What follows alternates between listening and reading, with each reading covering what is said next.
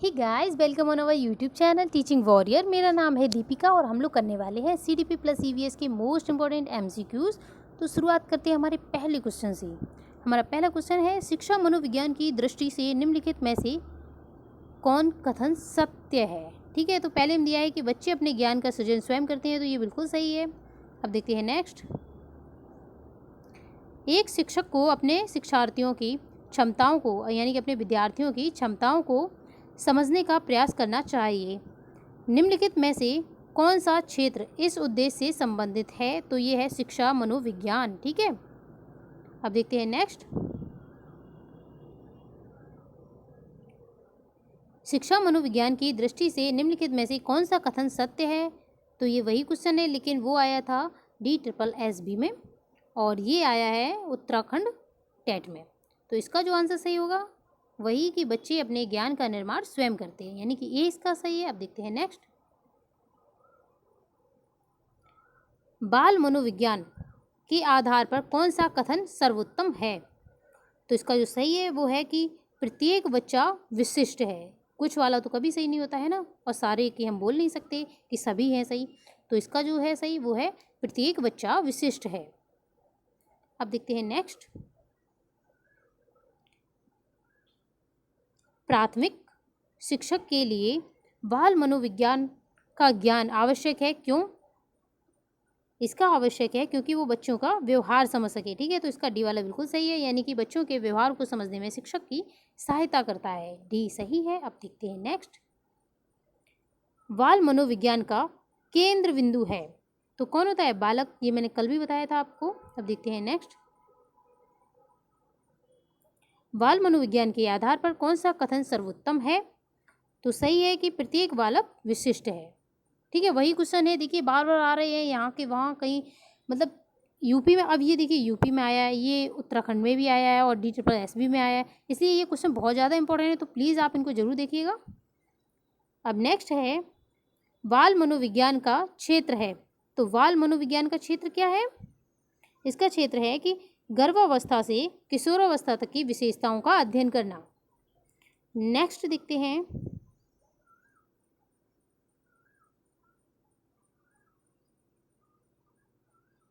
तो नेक्स्ट है हमारा, मकतब में किस स्तर की शिक्षा दी जाती है, तो इसमें देते हैं प्राथमिक स्तर की। ठीक है, और ये तुम पढ़ोगे जब मध्यकालीन शिक्षा व्यवस्था के बारे में, तो ये वहाँ पर आपको मिलेगा, और DLED के फर्स्ट सेमेस्टर में ये दिया गया है। ठीक है, तो याद रखिएगा। और अगर मदरसे की बात की जाए तो वहाँ मिलती है उच्च शिक्षा। ठीक है, अब देखते हैं नेक्स्ट। किस घोषणा पत्र को भारतीय शिक्षा का शिलालेख कहा गया, तो ये है वुड का घोषणा पत्र। ठीक है, अब देखते हैं नेक्स्ट।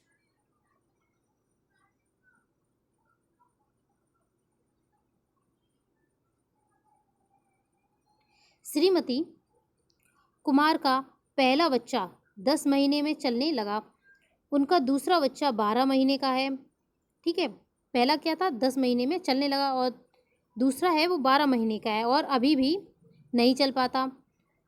वह दुखी या चिंतित नहीं है, क्योंकि वे जानती हैं कि चलने के विकास के लिए वह अभी सामान्य अवधि के अंदर है।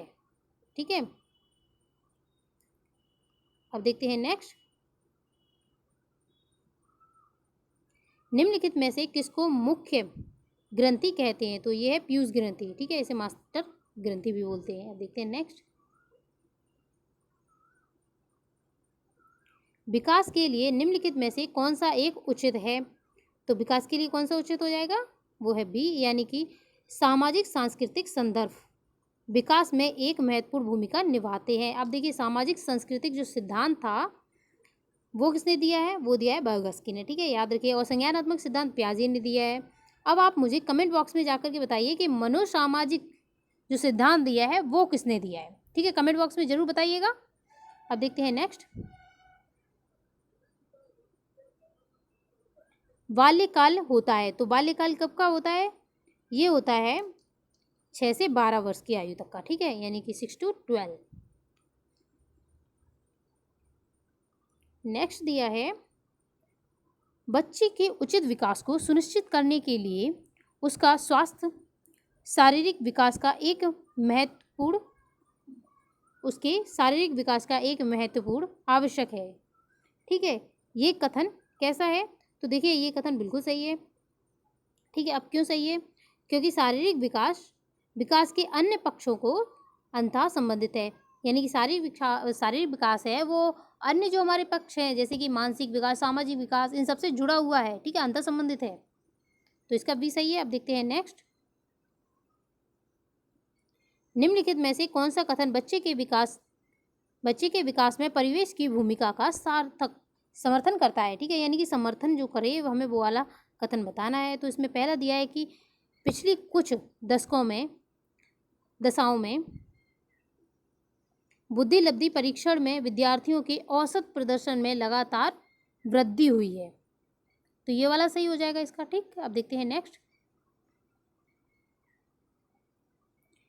परिपक्व विद्यार्थी अपने अध्ययन में कभी कभी भावनाओं की सहायता लेते हैं, इसका ये सही है। अब देखते हैं नेक्स्ट। शिक्षण का विकासात्मक परिप्रेक्षण शिक्षकों की यह मांग करता है कि वे विकासात्मक कारणों के ज्ञान के अनुसार अनुदेशित युक्तियों को अनुकूलन करें। ठीक है, इसका बी बिल्कुल सही है। यानी कि जो विकासात्मक परिप्रेक्ष्य में अगर आपसे पूछा जाए शिक्षक की मांग क्या होती है, तो वो होती है कि विकासात्मक जो कारक हैं उनके ज्ञान के अनुसार अनुदेशित युक्तियां हैं, जो शिक्षण विधियां हैं, जो उनका प्रयोग किया जाए, तो इसका बी सही है। अब देखते हैं नेक्स्ट। निम्नलिखित में से कौन सा आयु समूह परवर्ती बाल्यावस्था श्रेणी के अंतर्गत आता है? तो ये आता है 9 से 12। ठीक है, यानी कि उत्तर बाल्यावस्था के बारे में पूछा गया।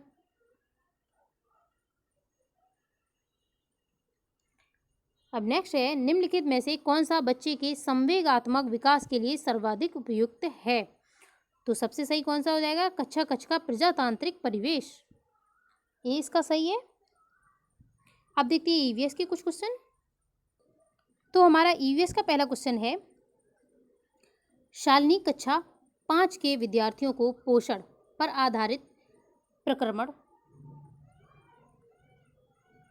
से परिचित कराना चाहती है, तो वो क्या करेगी? वो करेगी कि शिक्षार्थियों से कहना चाहिए कि वे अपने अपने टिफ़िन बॉक्स खोलें और उनके तत्वों को अवलोकित करें। ठीक है, यानी कि उनसे बोलेंगे कि आप सीधे से अपने टिफ़िन बॉक्स हैं उनको खोल लीजिए, क्योंकि सभी बच्चों के टिफ़िन होगी, वो एक ही चीज़ तो नहीं होगी ना, अलग अलग होगी, तो वो आराम से पोषण के बारे में पढ़ा सकते हैं और उनकी फिर व्याख्या कर देगी। तो इसका जो सही है वो है थर्ड। अब देखते हैं नेक्स्ट। जीव जंतुओं पर आधारित पाठ को पढ़ाने के बाद शीतल कक्षा 4 के विद्यार्थियों के लिए चिड़ियाघर के भ्रमण का आयोजन करती है। यह डैश में शिक्षार्थियों की मदद करेगा। किसमें मदद करेगा? तो देख लेते हैं ऑप्शन। ये मदद करेगा कि कक्षा कक्षीय अधिगम को वास्तविक जीवन की परिस्थितियों के साथ जोड़ना। ठीक है, तो इसका सही हो जाएगा ए। अब देखते हैं नेक्स्ट। नीचे दिया गया पैराग्राफ पढ़िए और गांव के एक छात्र ने अपने घर के विषय में बताया है। अब हमें ये देखना है। देखिए, मैं गांव में आया हूँ, हमारे गांव में अत्यधिक वर्षा होती है। अब देखिए, अत्यधिक वर्षा यहीं से याद आ जाना चाहिए, क्या होगा? असम होगा। ठीक है, फिर आगे उसने बोला है इसलिए हमारे गांव में धरती से 10 से 12 फुट ऊंचे बने होते हैं। यानी कि जो घर होते हैं उनके गांव में वो 10 से 12 फुट ऊंचे बने हुए होते हैं। क्यों? क्योंकि बारिश ज़्यादा आती है, बारिश ज़्यादा आएगी तो बाढ़ वगैरह भी आएगी। ठीक है, उन्हें मजबूत बांस के खंभों पर बनाया जाता है। यह घर अंदर से भी लकड़ी के ही बने हुए होते हैं। ये गांव कौन सा? ये गांव कहाँ का है? ये है असम का। ठीक है, तो असम का हो जाएगा, यानी सेकंड इसका ऑप्शन सही है। अब देखते हैं नेक्स्ट। निम्नलिखित में से कौन सा पर्यावरण की कक्षा में रूपात्मक आंकलन का समुचित कार्य नहीं है? इसमें पूछा गया है जो कार्य नहीं है, यानी कि जल प्रदूषण की हानियों के बारे में चर्चा करना। हानियों के बारे में कौन चर्चा करेगा? तो ये वाला गलत हो जाएगा। अब देखते हैं नेक्स्ट। निम्नलिखित पक्षियों में से कौन काफ़ी हद तक अपनी गर्दन को पीछे तक घुमा सकता है? तो कौन सा होगा? उल्लू। कितने घुमाता है? 360 डिग्री तक घुमा देता है। और अगर पूछा जाए कौन अपनी झटके से आगे पीछे गर्दन करता है, तो वो हो जाएगी मैना। नेक्स्ट है ब्रेल लिपि में मोटे कागज़ पर उभरे हुए बिंदु बने होते हैं। यह लिपि आधारित होती है, ये लिपि आधारित होती है 6 बिंदुओं पर, और पहले जो हुआ करती थी वो 8 पर थी। बाद में जो लुइस ब्रेल थे उन्होंने इस पर 6 बिंदुओं पर आधारित बनाई थी। अब नेक्स्ट है हमारे देश के नीचे दिए गए किस भाग में खाने की चीज़ें जैसे कि टैपियोका और नारियल। देखिए टैपियोका और नारियल के बारे में जब भी बात आए तो सीधा हो जाएगा केरल। ठीक है, इसका कौन सा हो जाएगा 3।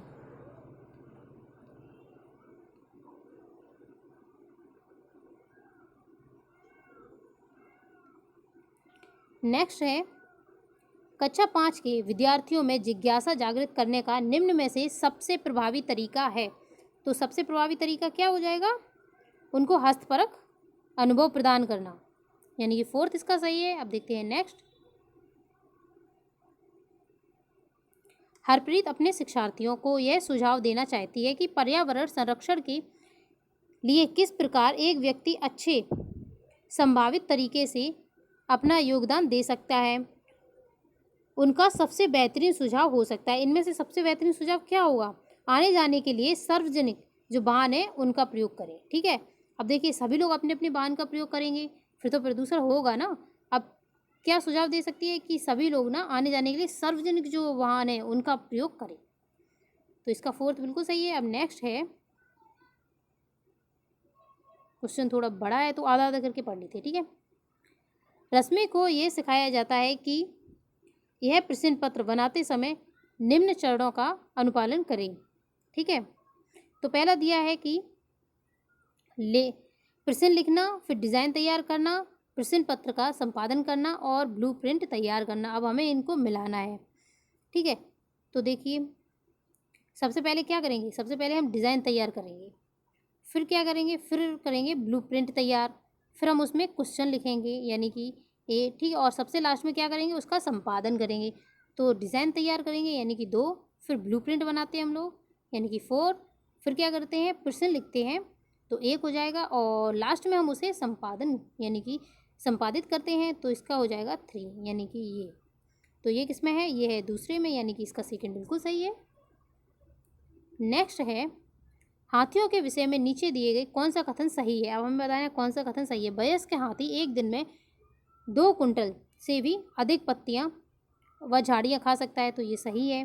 ठीक है, नेक्स्ट दिया है 3 महीने के हाथी के बच्चे का भार सामान्यतः 2 कुंटल, ये गलत है, नहीं ये भी गलत है, 4 घंटे सोता है हाथी। ठीक है, फिर दिया है हाथी अपना अत्यधिक भार होने के कारण बहुत आराम करना पसंद करता है, ये बिल्कुल भी नहीं होगा। तो इसका जो सही पूछा गया था वो हो जाएगा ए, यानी कि 2 कुंटल पत्तियाँ खाता है और 1 कुंटल का उसका जो बच्चा होता है वो होता है। ठीक है, अगर ये वीडियो आपको पसंद आई है तो प्लीज़ आप लाइक कीजिए, शेयर कीजिए एंड सब्सक्राइब कीजिए, और आपसे जो क्वेश्चन पूछा गया है उसका आंसर कमेंट बॉक्स में ज़रूर कीजिएगा। Thank you for watching. जय हिंद।